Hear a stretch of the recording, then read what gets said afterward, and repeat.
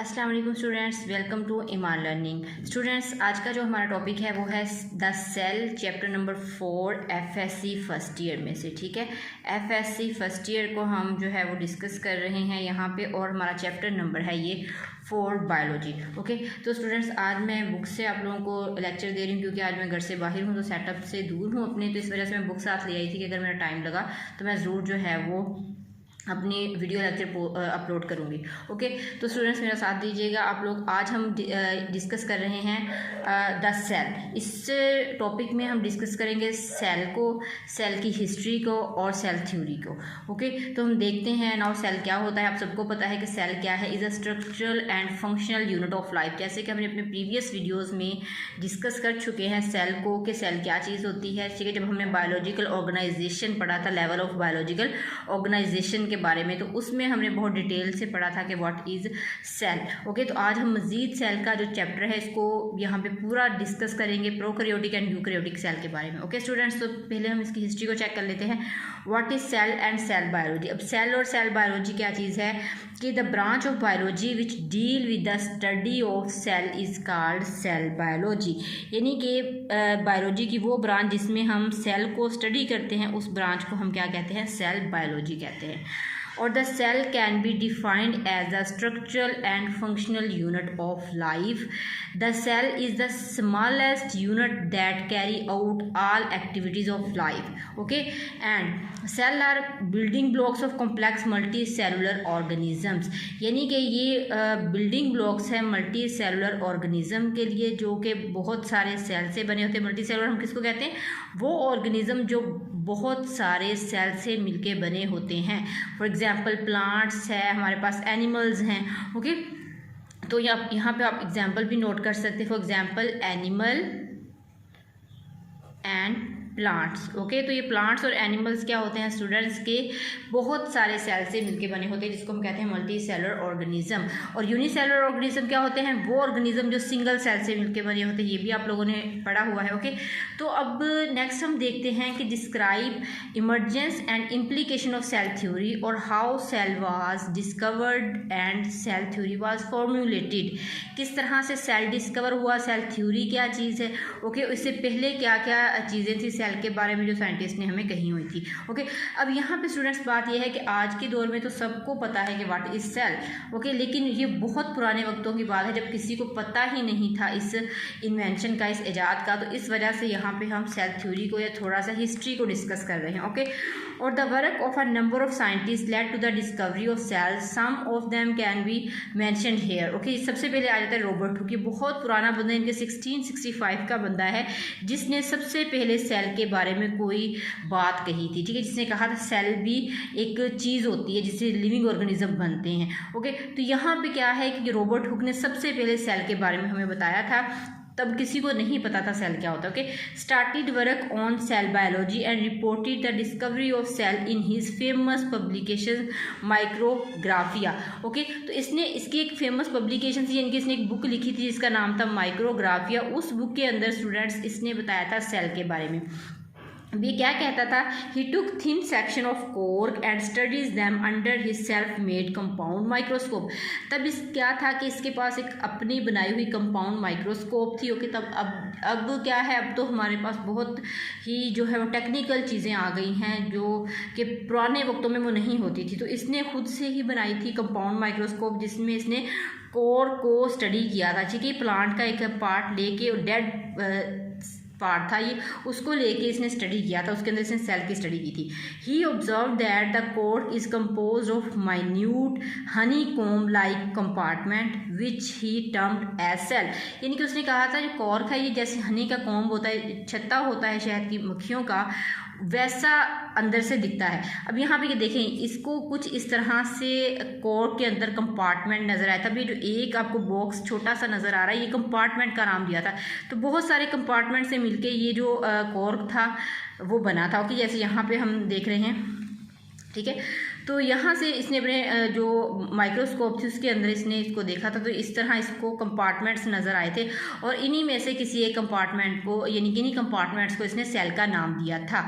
Okay, और इस compartment में आप लोग देखें आपको कोई चीज़ नज़र नहीं आ रही, तो इसके अकॉर्डिंग जो सेल था वो एम्प्टी स्पेस थी या एम्प्टी कंपार्टमेंट्स थे जिसको इसने नाम दिया था सेल का। Okay students, so cell is empty space bound by thick walls. वो कहता है बाउंड होती है थिक वॉल से, इनके इसके इर्द गिर्द कोई वॉल होती है जिसको आज की लैंग्वेज में हम क्या कहते हैं, सेल मेम्ब्रेन या प्लाज्मा मेम्ब्रेन। हमें पता है क्या होता है प्लाज्मा मेम्ब्रेन। ओके, तो ये तब लेकिन ये नॉलेज किसी को भी पता नहीं था। Okay students, and cell is an empty space. समझ आ गई कि सेल क्या था, एक एम्प्टी स्पेस था according to this diagram, according to cork, ठीक है, sorry cork, according to Robert Hooke. Okay, तो the work again started in the beginning in of 19th century. Okay, अब लॉरेंस ओकन एक और साइंटिस्ट आया जिसने 1805 के अंदर, अब देखें 1665 से लेके 1805 तक कितना ज़्यादा टाइम गुजरा है। उसके बाद फिर एक साइंटिस्ट आया, उसने क्या कहा, ये जर्मन साइंटिस्ट था। Okay, he propose that all living being originate from और कंसिस्ट ऑफ वेजिकल और सेल। उसने कहा कि जितने भी लिविंग ऑर्गेनिजम्स हैं वो सेल से या फिर वेजिकल से मिलके बने, यानी कि उसी सेल को उसने वेजिकल का नाम दिया। और फिर एक और साइंटिस्ट है जीन बैप्टिस्ट डी लेमार्क, 1809 के अंदर इसने क्या कहा था कि nobody can live life if its constituent part are not cellular tissue or are not formed by cellular tissue। इसने भी यही बात की कि कोई जिंदा चीज़ ऐसी नहीं हो सकती जिसके अंदर सेलुलर टिश्यूज़ ना हो या सेल मौजूद ना हो, ठीक है। इसने भी वही बात की लिविंग ऑर्गेनिज्म के बारे में। अब रॉबर्ट ब्राउन साइंटिस्ट आया, उसने क्या कहा 1831 के अंदर, रॉबर्ट ब्राउन जो है वो reported the presence of nucleus in the cell of orchid. अब स्टूडेंट ये बात जो है वो आपको याद रखने वाली है कि रॉबर्ट ब्राउन ने सबसे पहले ये बताया था कि सेल एम्प्टी नहीं है, सेल के अंदर एक न्यूक्लियस होता है। ओके, तो इसने इसकी डिस्कवरी में यहाँ पे मज़ीद इजाफा हुआ कि अब यहाँ पे रॉबर्ट जो हुक था उसकी बात को इसने डिनाई किया कि वो एम्प्टी स्पेस नहीं होते बल्कि उसके अंदर कुछ होता है जिसको इसने न्यूक्लियस का नाम दिया। Due to this discovery Hooke ideas about the cell as an empty space was change, यानी कि वो चेंज हो गया और वो रॉन्ग हुआ जो रॉबर्ट हुक का जो डिस्कवरी थी, क्योंकि इसके अकॉर्डिंग जो सेल था वो एम्प्टी नहीं था। Okay, it was later established that cell is not an empty space। Cell यानी कि उसके अकॉर्डिंग सेल जो है वो एम्प्टी स्पेस नहीं है, सेल के अंदर कोई चीज़ है जिसको उसने न्यूक्लियस का नाम दिया। ओके, अब सेल थ्योरी। अब स्टूडेंट्स हमने हिस्ट्री की बात की, हिस्ट्री से आगे हम देखते हैं कि सेल थ्योरी क्या चीज़ है। अब सेल थ्योरी किसने दी थी, जर्मन जोलॉजिस्ट ने, Theodor Schwann and a German botanist Schleiden. Schwann और शेल्डन ने सेल थ्योरी जो है वो पेश की थी 1839 के अंदर। स्टूडेंट ये जो है वो आपका इम्पोर्टेंट क्वेश्चन है, ठीक है। सेल थ्योरी क्या है, ये आपको 2 नंबर का भी आ सकता है, ये आपको 4 नंबर का भी आ सकता है, एग्जामिनर के अकॉर्डिंग जिस तरह वो देना चाहे। ओके, तो ये जो सेल थ्योरी के पॉइंट्स है स्टूडेंट्स आपने इनको याद रखना है, और ये जो आपकी तारीख है, डेट्स हैं, इनको भी आपने थोड़ा सा याद रखना है कि सेल थ्योरी पेश किसने की थी, शेल्डन और शेवान ने 1839 के अंदर, ठीक है। अब जोलॉजिस्ट कौन से साइंटिस्ट होते हैं, वो साइंटिस्ट जो स्टडी करते हैं एनिमल्स की उसको हम कहते हैं जोलॉजिस्ट, और जो स्टडी करते हैं प्लांट्स पे उसको हम कहते हैं बोटैनिस्ट। ओके, तो ये दोनों साइंटिस्ट जो थे, एक बोटैनिस्ट था लेकिन दोनों ही क्या थे, जर्मन साइंटिस्ट थे। They found that cell had 3 basic part, nucleus, the fluid और surrounded the nucleus and an outer thin covering और मेम्ब्रेन। ओके, अब इसने क्या कहा स्टूडेंट्स, इसने कहा कि सेल के अंदर सिर्फ न्यूक्लियस नहीं होता, सेल की बेसिक पार्ट्स क्या हैं, न्यूक्लियस का होना, फ्लूइड का होना यानी कि सेल के अंदर साइटोप्लाज्म का होना। ओके, और जो सराउंड करता है न्यूक्लियस के इर्द गिर्द, ठीक है। अब फॉर एग्जांपल जहाँ मैं छोटी सी डायग्राम से आपको समझाना चाहूँ, लाइक ये हमारे पास सेल है, सिंपल सी मैं यहाँ पे बना रही हूँ, और यहाँ पे है ये इसका मिड में न्यूक्लियस। ओके, तो इसके साइडों पे क्या है, जो फ्लूइड है वो है साइटोप्लाज्म। ओके, तो इसको हम क्या नाम देंगे, इसको हम नाम देंगे स्टूडेंट साइटोप्लाज्म का, इस तरह से। और आउटर कवरिंग क्या है, मेम्ब्रेन, ठीक है। आउटर कवरिंग हमारे पास आ गई मेम्ब्रेन, और ये मिड में न्यूक्लियस। मिड में क्या आ गया आपका न्यूक्लियस आ गया, ठीक है। तो ये सिंपल सी 3 चीज़ें इन्होंने बताई। अब सेल के आज के दौर में हमें ये भी पता है कि सेल में सिर्फ ये तीनों चीज़ें नहीं होती, सेल में और भी बहुत सारे कंपार्टमेंट होते हैं जिसको हमने ऑर्गेनेलिस का नाम दिया है। तो ऑर्गेनेलिस को भी हम इसी चैप्टर में अपने डिस्कस करेंगे, ठीक है। लेकिन वो फर्स्ट इन्वेंशंस थी, उसमें लोगों को पता नहीं था, लोगों के पास इतनी ज़्यादा जो है वो टेक्निकल चीज़ें नहीं होती थी जिससे वो सेल को मज़ीद देख सकते हैं। जैसे जैसे आगे दौर बढ़ता गया, साइंस तरक्की करती गई और हमें बहुत सारी मज़ीद इन्वेंशन देखने को मिली। ओके, आप आज के दौर में बात करें कि सेल क्या है, आपको एक बच्चा बता देगा व्हाट इज सेल, लेकिन तब किसी को नहीं पता था। ओके, इसी वजह से आपको ये बातें बहुत छोटी लगती होंगी, आप सोच रहे होंगे कि यहाँ पे सेल के अंदर तो और भी बहुत सारी चीज़ें होती हैं। Okay, they found that the cell wall was an additional structure present only in plant cell.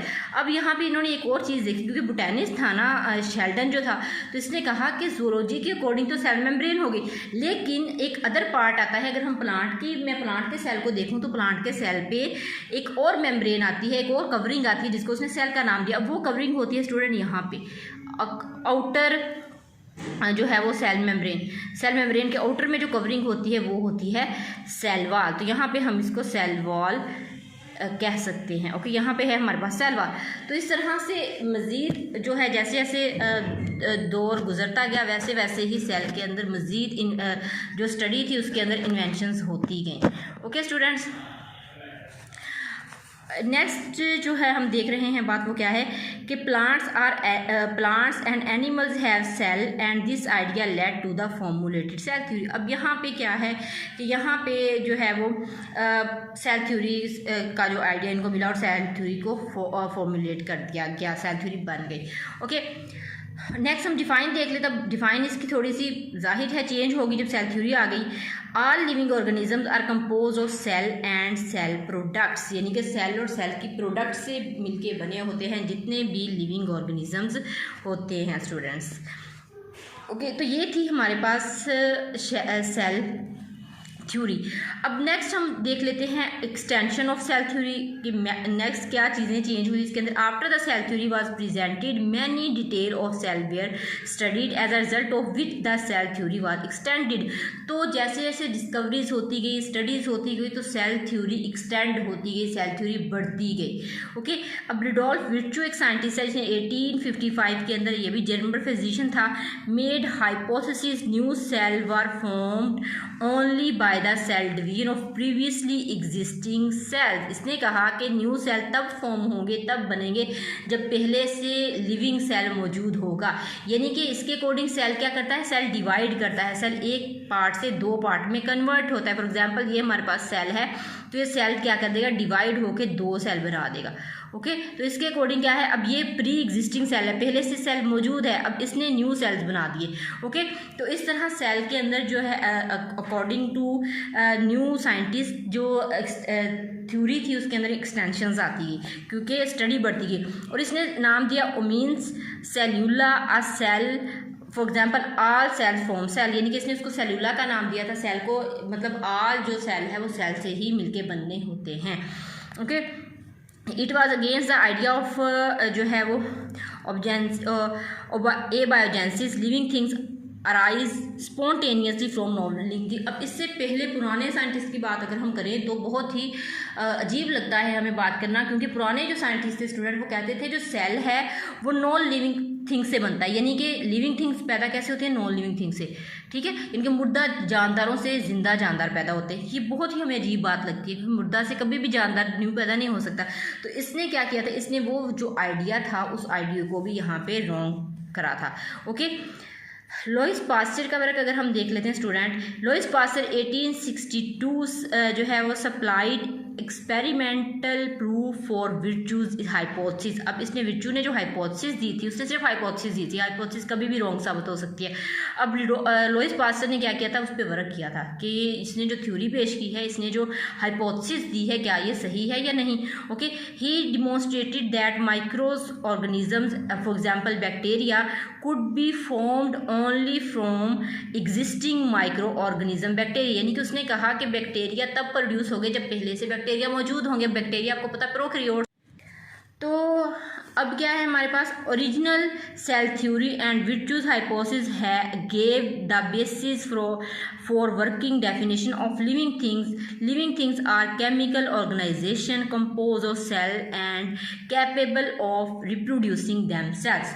अब यहाँ पे इसने एक और लाइन बोली कि जो लिविंग ऑर्गेनिजम्स होते हैं स्टूडेंट, वो एबिलिटी रखते हैं टू रिप्रोड्यूस, यानी कि अपने जैसे जिंदा जानदार पैदा करने की वो सलाहियत रखते हैं। ओके, तो यहाँ से इसकी हाइपोथेसिस जो थी उस पर उसको हमने देखा। ठीक है, अब बहुत सारे साइंटिस्ट न्यू हमारे पास आए। तो अब एक हमारे पास साइंटिस्ट था ऑगस्ट वाइजमैन। ठीक है, ऑगस्ट वाइजमैन सेड दैट जो है वो presently living cells have a common origin because they have basic similarities in structure and molecule etcetera. It was shown that there are fundamental similarities in the chemical composition, metabolic activities and structure, although they offer in जो है many respects। Okay, तो ये बहुत सारी चीज़ें जो थी जिंदा जानवरों के अंदर होती थी। Cells are basically similar but extraordinary versatile. ठीक है, cell is not only the structural but also functional unit of living organism. So cell theory is a very important जो है यूनिफाइंग कॉन्सेप्ट। ओके, तो यहाँ तक आते आते cell theory के जो कॉन्सेप्ट थे वो मज़ीद क्लियर होते गए, मज़ीद उसके अंदर इन्वेंशंस जो है वो आती गई। अब salient feature of cell theory student important short question है, ये भी आपको 2 नंबर का आ जाता है। तो यहाँ से हमने सेल थ्योरी को थोड़ा सा मज़ीद जो है वो देखा। All organism are compose of 1 और मोर सेल। ओके, तो जितने भी ऑर्गेनिज्म है या तो वो 1 सेल से बनेंगे या वो मोर सेल से।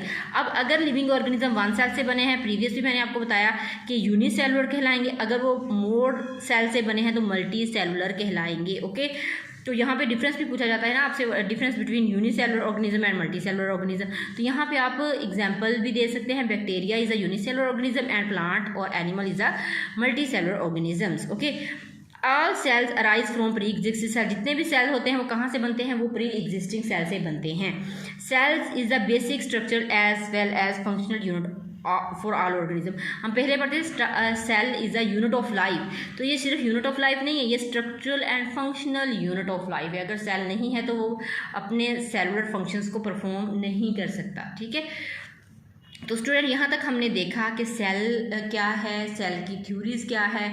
ठीक है, उस सेल से रिलेटेड जो हिस्ट्री थी उसको हमने यहाँ पे डिस्कस करने की कोशिश की। ठीक है, इसके बाद स्टूडेंट्स हम मज़ीद जो है वो प्रोकैरियोटिक सेल्स को एंड यूकैरियोटिक सेल्स को भी डिस्कस करेंगे। ठीक है, यहाँ पे छोटा सा टॉपिक हमारे पास और आता है, इसको भी हम डिस्कस कर लेते हैं आज ही, कि describe cell as unit of structure and function. अब वो कहते हैं कि डिस्क्राइब करें सेल स्ट्रक्चर और फंक्शनल यूनिट किस तरह से। हमने लास्ट जो इसका पॉइंट पढ़ा सीलियन फीचर, वो हमारे पास यही है, तो इसी फ्यूचर को हम ज़रा थोड़ा सा यहाँ पे डिस्कस कर लेते हैं। ठीक है, तो यहाँ पे हम इस लेक्चर को इंशाल्लाह वाइंड अप करेंगे पढ़ने के बाद।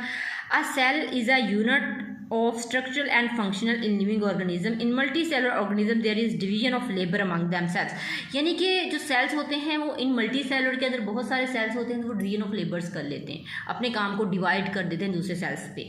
एनिमल सेल इनमें आते हैं, बात करते हैं। Different cells are specialize for different function in animal. For example muscle cell contract and relax. ये हमने आपको याद होगा बायोलॉजिकल ऑर्गेनाइजेशन में हमने इस चीज़ को डिस्कस किया हुआ था, ये आपकी थोड़ी सी रिवीजन हो रही है, समझ लें आप।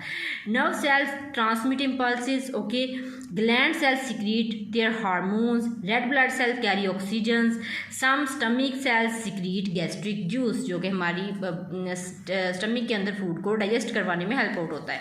ओके, प्लांट सेल्स को अगर हम देख लेते हैं, इसी तरह प्लांट सेल जो है उसने भी डिवीजन ऑफ लेबर की होती है, सारे सेल मिलके जो है कुछ फंक्शंस को परफॉर्म करते हैं। For example xylem cells conduct water and mineral salts from soil to the aerial part of the plant. Okay, xylem जो है वाटर को कंडक्ट करेगा और एरियल पार्ट तक पहुंचाएगा।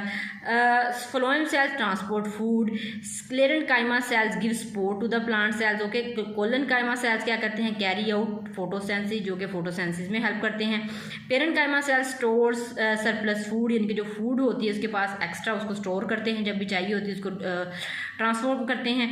एज दीज सेल्स जो है perform different functions, they show great variations in shape and size despite the structural and functional diversity. Okay, or the plant cells have a common plan of organization. तो इसके plant cell भी जो है वो अपने जो इनकी डिवीजन ऑफ लेबर होती है, इनमें अपने फंक्शंस को कौन किस किस सेल ने कौन से फंक्शंस करने होते हैं उसको प्लान करते हैं और ऑर्गेनाइज करते हैं स्टूडेंट्स।